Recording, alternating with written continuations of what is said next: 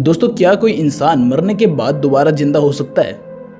इसका एक सिंपल सा आंसर आपके पास होगा कि नहीं, बिल्कुल नहीं। लेकिन आज मैं आपको एक ऐसे रियल इंसिडेंट के बारे में बताने जा रहा हूं जिसे सुनने के बाद आपको अपने ही कानों पर विश्वास नहीं होगा।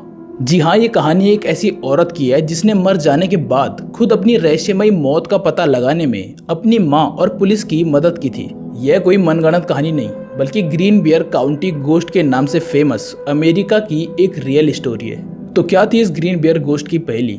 आज की इस वीडियो में मैं आपको पूरी कहानी बताने वाला हूँ। तो चलिए इस कहानी के बारे में और अधिक जानने के लिए अतीत में चलते हैं।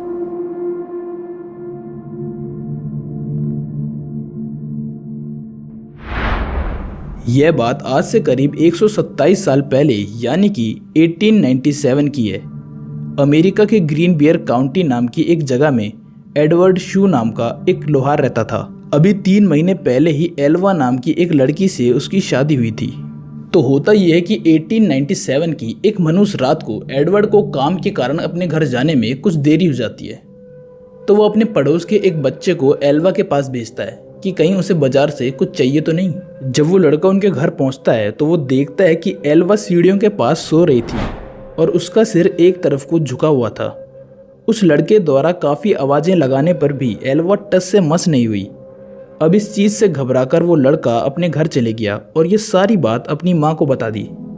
और जैसे ही उसकी माँ ने यह सब सुना तो उसने तुरंत स्थानीय डॉक्टर और वहाँ के सरकारी अधिकारी जॉर्ज डब्ल्यू कन्नप को बुलाया।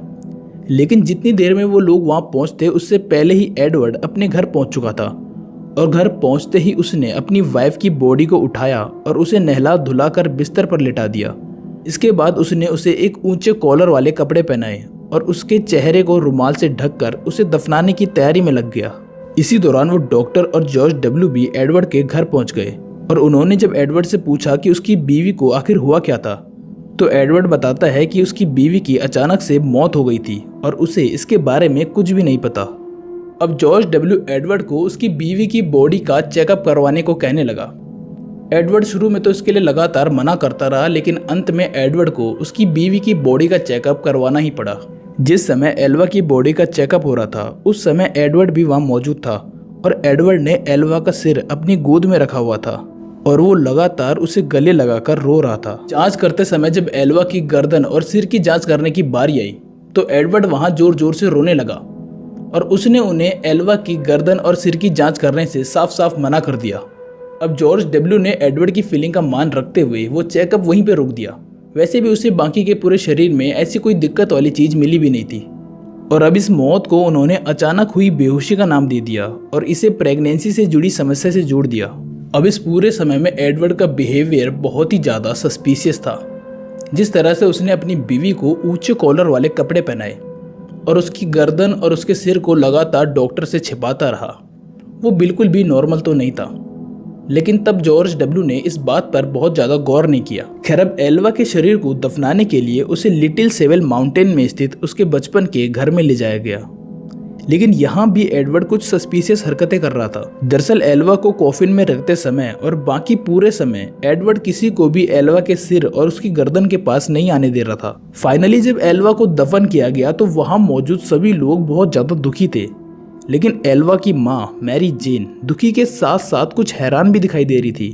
एक्चुअली मैरी जेन एडवर्ड को शुरू से ही पसंद नहीं करती थी और उसे शक था कि एडवर्ड ने ही उसकी बेटी एल्वा के साथ कुछ किया होगा, लेकिन सबूत न होने के कारण इसका जवाब तो सिर्फ एल्वा ही दे सकती थी। अब एल्वा की माँ दिन रात इन ख्यालों में डूबी रहने लगी कि वो एल्वा से किस तरह से बात कर सकती है। ये सुनने में बहुत ज़्यादा स्ट्रेंज साउंड कर सकता है कि एक मरे हुए इंसान से भला कोई कैसे बात करेगा, लेकिन फिर आगे जो होता है वो सबके होश उड़ा देता है। अब इसके लिए एल्वा की माँ ने कई प्रीस्ट से मिलना शुरू कर दिया और उसने इस चीज़ के लिए सीक्रेट जानकारियाँ भी लेना शुरू कर दी कि मरे हुए इंसान से कोई किस तरह से कनेक्ट कर सकता है। और अब वो इसके लिए दिन रात पूजा प्रार्थनाएं करने लगी थी। कुछ दिन तक तो मैरी जेन को कुछ प्राप्त नहीं हुआ, लेकिन फिर अचानक से एक दिन मैरी जेन ये क्लेम करने लगी कि एल्वा का भूत पिछले लगातार 4 दिन से उसके सपनों में आ रहा है और फाइनली उसने अपनी मौत का रहस्य उसे बता ही दिया है।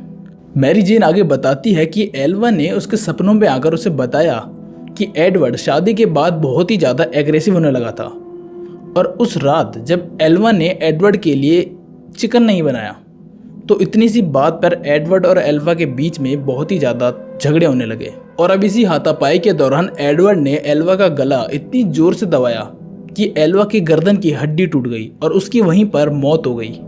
अब ये बात जब मेरी जेन एक प्रोसिक्यूटर जॉन प्रेस्टन को जाकर बताती है और इस मामले की जांच वापस से करने को कहती है, तो जॉन प्रेस्टन सबसे पहले आसपास के लोगों से पूछताछ करता है, जहां उसे पता चलता है कि सच में उस दिन एडवर्ड का व्यवहार बहुत ही ज़्यादा सस्पिशियस था। जॉर्ज डब्ल्यू और डॉक्टर ने भी ये स्वीकार किया कि उस दिन एल्वा की बॉडी की जांच ढंग से नहीं हुई थी।